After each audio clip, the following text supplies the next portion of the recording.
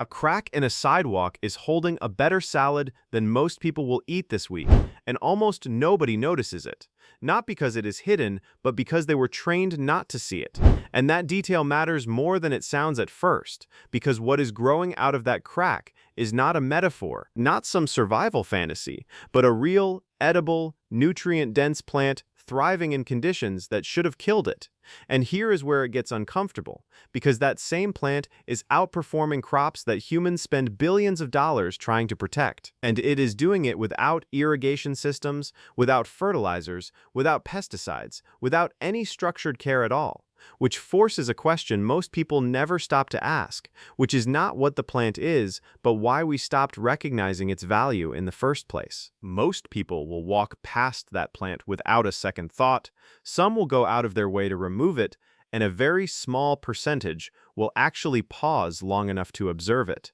And that difference is not about intelligence, it is about conditioning, because over time people were trained to associate value with control, and anything that grows outside that control automatically gets labeled as useless. And that label has a name that sounds simple but hides a much bigger misunderstanding, and that name is weed. And the moment something is classified that way, it is dismissed without investigation, removed without curiosity, and ignored without awareness, even though in many cases it is doing more functional work than the plants people intentionally grow. This is where most people miss the shift entirely, because a weed is not defined by what it is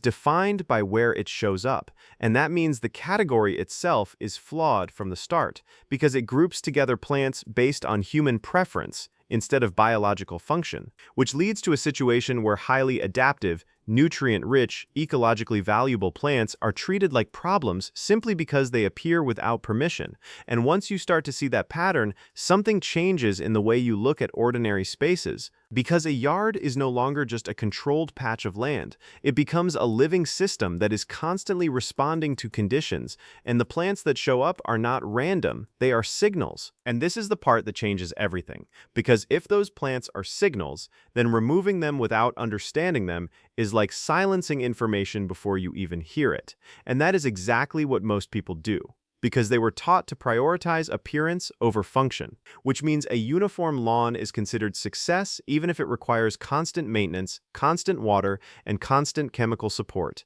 while a diverse patch of so-called weeds is considered failure even if it is more resilient, more adaptive, and more beneficial to the environment around it. But if you slow down and actually observe what is happening, patterns start to emerge, and those patterns are not subtle once you know what to look for, because certain plants appear under specific conditions and they do not show up randomly. They respond to pressure, to damage, to imbalance, and they move into spaces where the system needs correction. And among those plants, there are 6 that appear again and again in ordinary places, 6 that people aggressively remove, and 6 that quietly demonstrate a level of efficiency most cultivated systems struggle to achieve. The first one is so common that it becomes invisible. And that is exactly why it is misunderstood. Because familiarity creates blindness, and that plant is dandelion, which most people recognize instantly but rarely examine closely. And on the surface, it looks simple, a yellow flower sitting low against the ground, leaves spread outward, almost as if it is trying to stay unnoticed. And then the flower transforms into that white sphere that people associate with childhood. Something delicate that disappears with a single breath, and that visual softness creates a misleading impression, because beneath that surface is a system built for strength. What most people never consider is what is happening underground, because while grass roots stay relatively shallow, dandelion sends a taproot deep into compacted soil, reaching layers that other plants cannot access, and as it does that, it pulls minerals upward, redistributing nutrients in a way that gradually improves the soil itself, which means it is not just surviving in poor conditions, it is actively working to repair them, and at the same time it provides early season food for pollinators when very little else is available, produces edible leaves, usable roots, and spreads efficiently without external support. And yet, despite all of that function, it is still labeled as invasive simply because it appears everywhere. But that is the point most people miss, because everywhere is not a flaw, it is evidence of effectiveness. and a plant that can thrive across varied conditions, repair soil, support insects, and reproduce consistently without human intervention is not failing, it is performing at a level that most controlled systems cannot match, and the discomfort comes from the fact that it exposes inefficiency, because the surrounding lawn requires constant input to maintain its appearance, while the dandelion requires none, and that contrast challenges the idea that control equals success. Now the second plant looks even less impressive at first glance, which is why it is ignored even more easily, because it does not stand upright or produce bright flowers that draw attention. Instead, it stays low to the ground with small, thick leaves and red stems, spreading outward in a way that makes it easy to overlook, and that plant is purslane, and this is where the gap between perception and reality becomes impossible to ignore, because purslane thrives in conditions that cause most plants to fail, especially during intense heat and dry soil, and instead of wilting it, retains moisture, maintains structure, and continues growing when others cannot. That alone should be enough to make people curious, but what makes it even more surprising is its nutritional profile, because it contains levels of beneficial compounds that rival or exceed many cultivated greens, and its texture is crisp, slightly tangy, and refreshing in a way that feels intentional rather than accidental, which creates a strange contradiction where the same plant that is removed from gardens is considered valuable when served in a different context, and that reveals something deeper about how people assign value, because it is not always based on function, it is often based on presentation and narrative. And this is where most people stay stuck, because they never question that narrative. They accept that plants grown intentionally are valuable, and those that appear naturally are not, even when the evidence contradicts that assumption. And that leads to a system where resilience is overlooked and dependence is reinforced.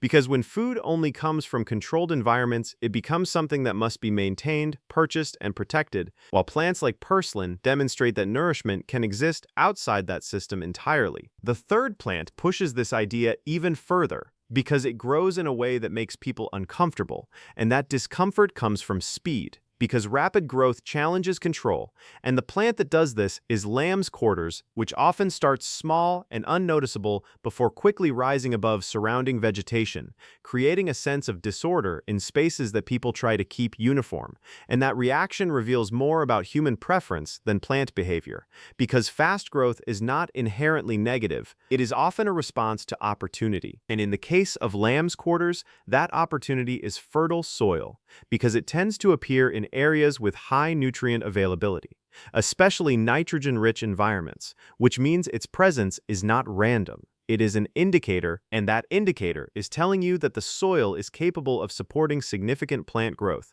which reframes the situation entirely, because instead of seeing the plant as a problem, it becomes evidence of potential, and that shift in perspective changes how you interpret what is happening in that space. But here is where it gets more interesting, because plants like this also reveal something about dependence, because when food grows without being planted, it disrupts the assumption that all nourishment must come from structured systems, and that does not replace agriculture, but it does expand awareness, and that awareness reduces vulnerability because it introduces alternatives, and alternatives create flexibility. And flexibility is what most modern systems lack. Now, the fourth plant operates in a completely different environment, one defined by pressure, and that pressure comes from constant foot traffic, compacted soil, and repeated disturbance. And most plants cannot tolerate those conditions, which is why they disappear from those areas. But one plant consistently holds its ground, and that plant is broadleaf plantain, which grows low and tough,